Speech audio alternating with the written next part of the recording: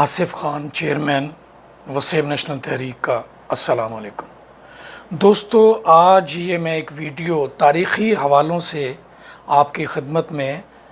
پیش کر رہا ہوں۔ بنیادی طور پہ اس ویڈیو کا عنوان ہے جنرل ضیاء الحق سے جنرل قمر باجوہ تک کی کہانی۔ اب بنیادی طور پہ جنرل ضیاء الحق کے آنے سے پہلے پاکستان میں ایک خوشحالی کا دور تھا، امن و سکون تھا، بھائی چارہ، محبت، ایک دوسرے سے پیار اور انتہائی خوبصورت معاشرہ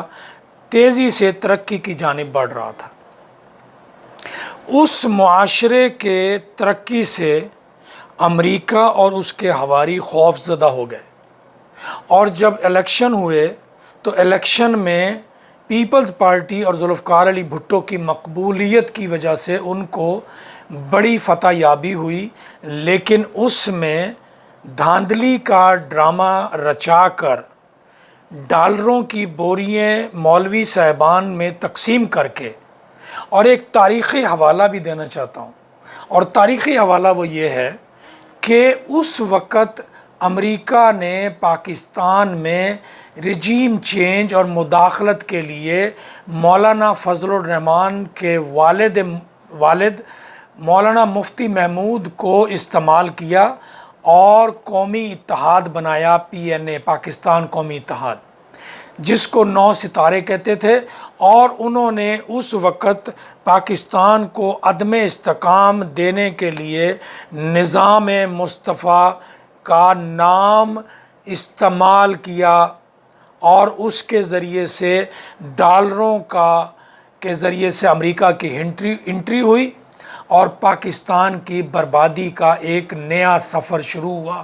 اور اس سفر کا آغاز جنرل ضیاء الحق نے ذوالفقار علی بھٹو کی حکومت کو ختم کر کے پاکستان میں بربادی کا ایک نیا دور شروع کیا۔ اب بنیادی طور پہ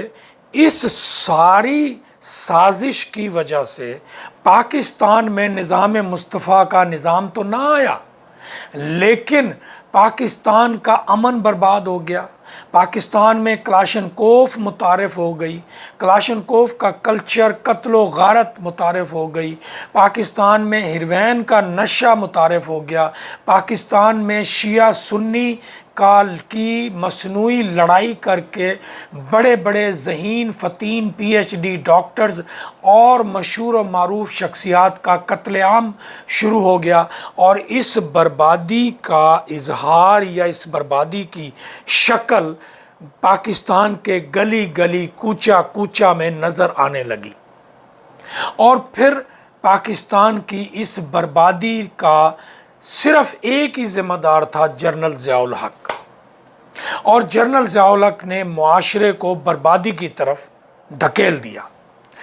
جب امریکہ نے جنرل ضیاء الحق کو استعمال کر لیا ٹیشو پیپر کی طرح، تو اس کے بعد ان کا طیارہ فضا میں پھاڑ کر ان کا اقتدار کا خاتمہ کر دیا۔ یہ آپ کو بھی پتہ ہے، پوری دنیا کو پتہ ہے، امریکہ جب جس کو استعمال کر لیتا ہے اس کو ٹیشو پیپر کی طرح استعمال کر کے باہر کا راستہ دکھا دیتا ہے۔ یہ آپ کو بات سمجھ آ گئی۔ اس کے بعد پھر ایک نیا دور شروع ہوا۔ اس وقت تک لوگ جمہوریت کی بحالی کے لیے اتنی جدوجہد کر چکے تھے کہ دوسرا مارشل لا لگایا نہیں جا سکتا تھا۔ مجبوراً اسلم بیگ نے محدود جمہوریت کی بحالی، کنٹرولڈ جمہوریت کی بحالی کے لیے ایک نیا طریقہ کار متعارف کروایا، اور اس کے ذریعے سے سویلین لوگوں کو، میں اس کو ملازمت کہتا ہوں، ٹھیک ہے، فوجی چھتری کے نیچے یا جرنیل کی چھتری، فوج کا کہنا لفظ مناسب نہیں ہے، کیونکہ فوج جو ہے اس سارے طریقے، اس ساری چیز یا سارے محرکات میں شامل نہیں ہوتی، بلکہ میجر، کرنل، کپتان اور نیچے حوالدار اور سپاہی تک، جو تقریباً پاکستانی فوج کا 95% بنتے ہیں، ان کو تو پتہ ہی نہیں ہوتا کہ کیا ملک میں ہو رہا ہے اور نہیں ہو رہا. یہ صرف ایک بڑا جرنیل اور اس کے ساتھ 3-4 جرنیل جو ہیں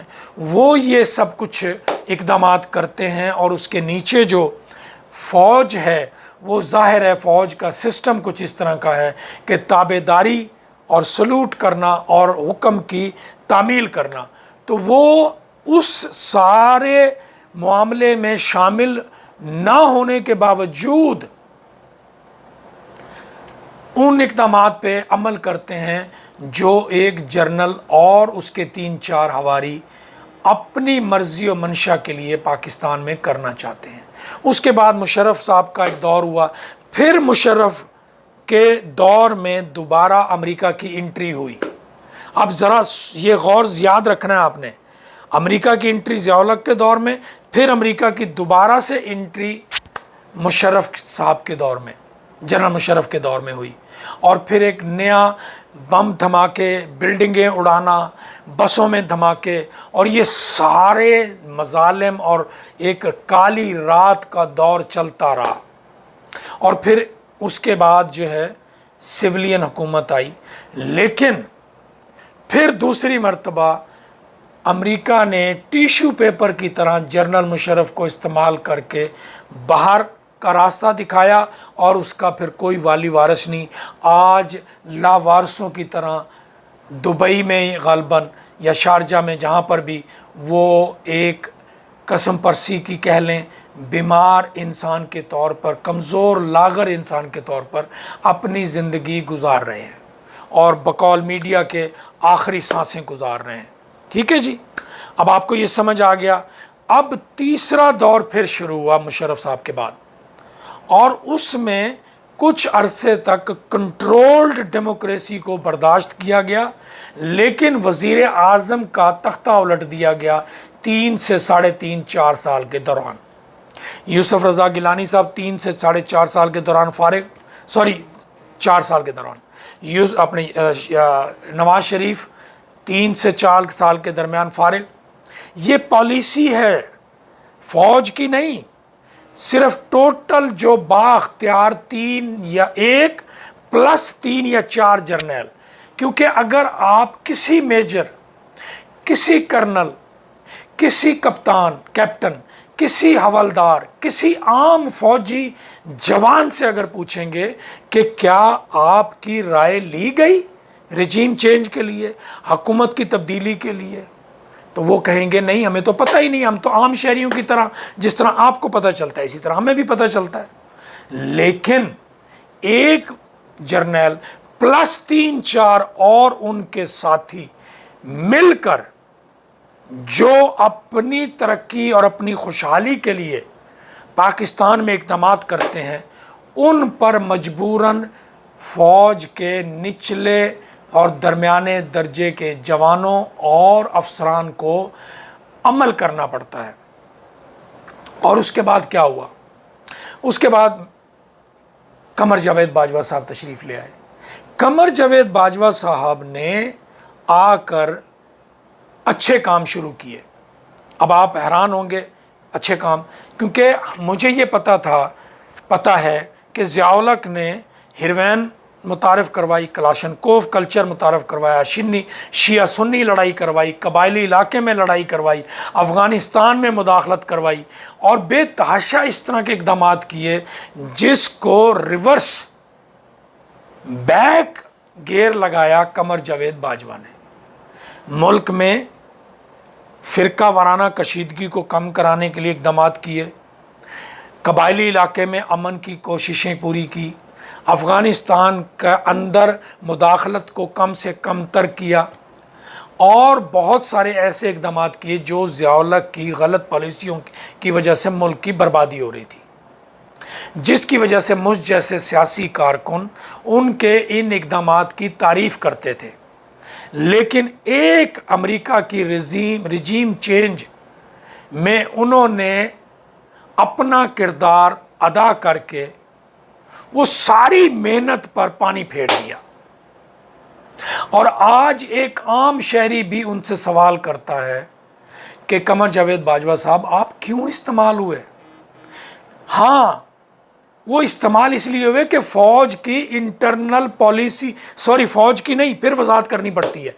جرنیلز صاحبان کی انٹرنل پالیسی ہے سویلین حکومت کو مضبوط نہیں ہونے دینا اور 3، 3.5 اور 4 سال کے درمیان ڈی سٹیبلائز کر کے اس کا تختہ الٹوا دینا ہے، لیکن خود سامنے نظر نہیں آنا، خود پردے میں رہنا ہے، اپنے کردار، جیسے وہ جو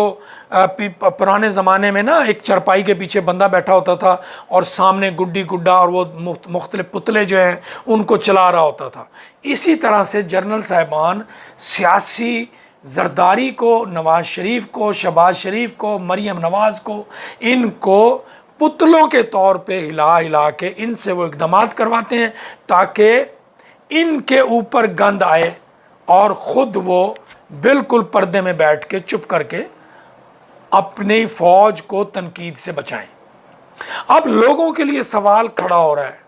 کہ اقدامات اور یہ ساری رجیم چینج تو چند ایک قمر جاوید باجوہ اور 3-4 ان کے ساتھ جو جرنیل ہیں ان کے ذریعے سے ہوئی ہے،